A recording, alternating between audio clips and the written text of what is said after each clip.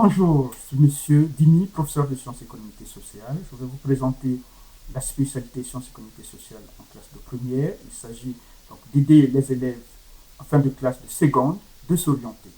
C'est un enseignement de 4 heures par semaine qui compte pour le bac. En choisissant cette spécialité, vous allez pouvoir approfondir ce que vous avez appris en classe de seconde tout en faisant l'acquisition de nouvelles compétences.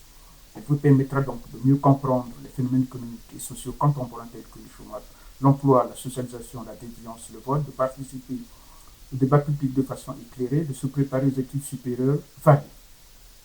Sur le contenu, c'est d'abord une matière intéressante avec de nombreuses notions et mécanismes traités au programme. En sciences économiques, par exemple, vous allez étudier comment fonctionne un marché concurrentiel, quels sont les avantages pour les acheteurs et pour les vendeurs, donc des gains mutuels à l'échange. Qu'est-ce que la monnaie? Comment est-elle créée? En sociologie et sciences politiques, comment la socialisation contribue-t-elle à expliquer les différences de comportement des individus? Voter une affaire individuelle ou collective. Enfin, regard croisé, croisement des disciplines sur un questionnement, comment les entreprises sont-elles organisées et gouvernées? Quelles compétences, quelles méthodes? Cette spécialité permet aux élèves de se former par l'approfondissement de compétences transversales, construction d'une argumentation, analyse de documents variés, rédaction d'une synthèse, par l'acquisition de raisonnements scientifiques, de concepts, de méthodes et de problématiques.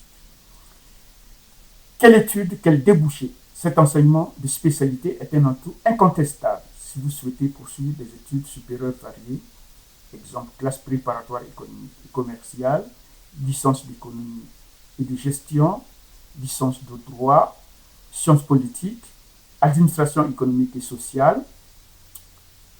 Ces études vous permettront donc d'accéder à une diversité d'emplois comme conseiller d'épargne et d'assurance, journaliste, analyste financier, contrôleur de gestion, analyste de crédit.